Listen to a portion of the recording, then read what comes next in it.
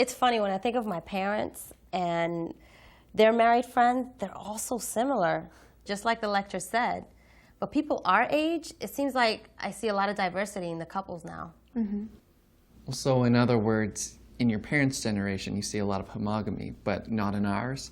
Yeah, I mean, I'm from a pretty conservative family, so my parents and people like them probably didn't want to challenge the norm, you know?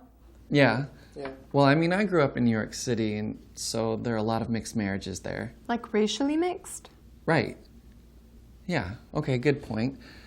So maybe in the other ways, like education and class, those couples are still homogenous. You know, what I find fascinating is that in many cultures, marriage seems to be less and less important every day.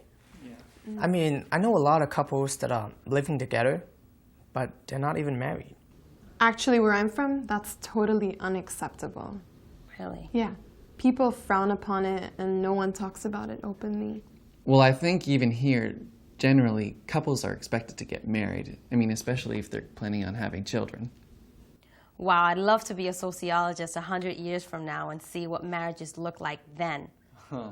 Oh boy. I think big changes are ahead. I think you're right. You don't have to wait that long.